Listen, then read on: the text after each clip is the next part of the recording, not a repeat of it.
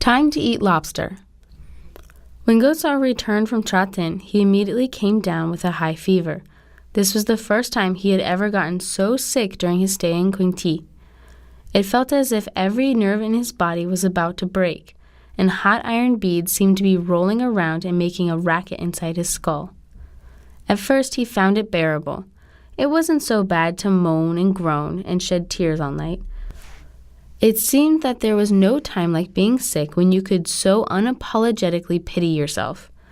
The body proclaimed its presence, so real and demanding, and appeals to your love of self in a way that seems impossible to resist. Hyun-seok was experiencing an utterly selfish episode of selfhood and pain. Tears ran down his cheeks and bone-rattling chills racked his body. But, as he gritted his teeth and suffered, he found the power to forgive someone he had come to very much dislike, himself. No one could hear his moans. They seemed to carry all the regret and despair he felt towards himself. So, Hyun-seok left his body alone in his house for 2 full days. Eotteon came to visit him 2 days after Hyun-seok had become bedridden. When he awoke from a deep medicine-induced sleep, he found Rin sitting at his bedside. Manager Oh had sent him the cold medicine from the hospital affiliated with the company. Probably, Hui had hinted to Rin how Hyun-seok was faring. She closed her lips tightly and didn't say a word. When he tried to put his hand on her lap, she pushed it away heartlessly. "Do you want to die of total exhaustion?" Rin hissed. Hyun-seok smiled faintly. He hadn't eaten anything since he had come back from Tiran. He had even thrown up the eggs he had eaten on the way back from Tiran. His last meal was some bread he had eaten in the car on his way to visit Uli. Rin went out and soon came back with a tray. She brought a bowl of soup she had made by boiling chicken broth with bamboo shoots in it.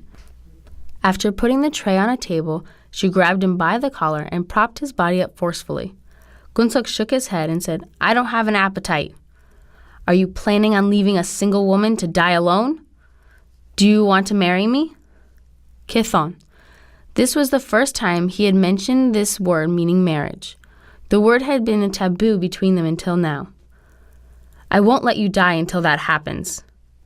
Rin pretended to be calm, but she was blushing.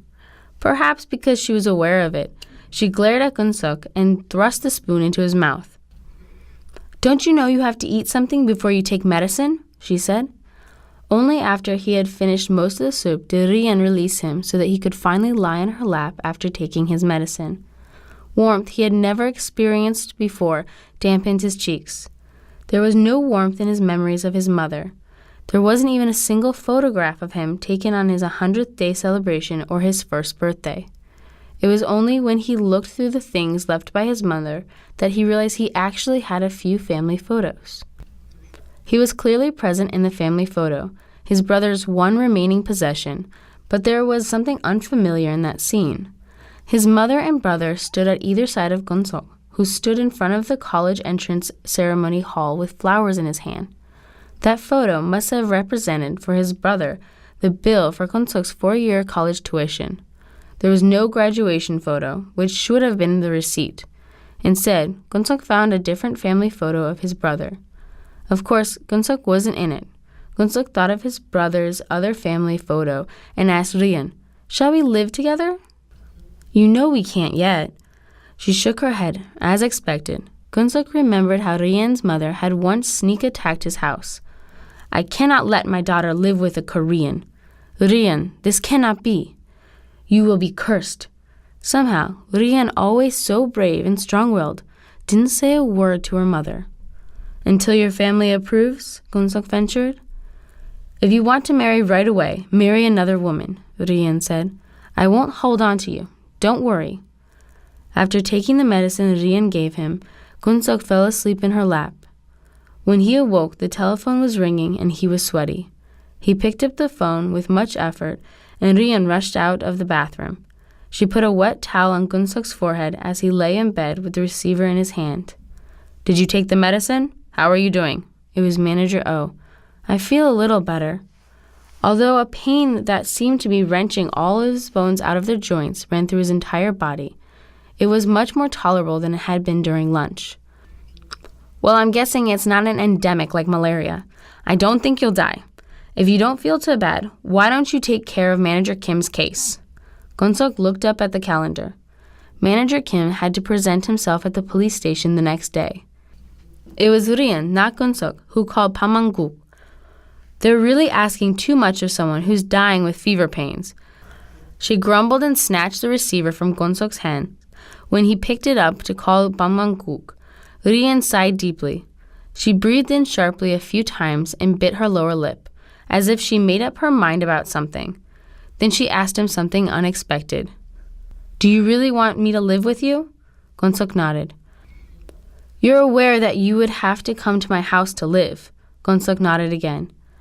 She was an Edi, a tribe which still maintained a matriarchal family structure. You won't regret it? Not at all, he said. After making sure of this, Rian volunteered to call Pamanguk herself. She didn't use the landline in his room. She went out with her cell phone and came back to tell him that Pamanguk would visit them soon. She smiled mysteriously at Gun-seok. He wondered what was going on.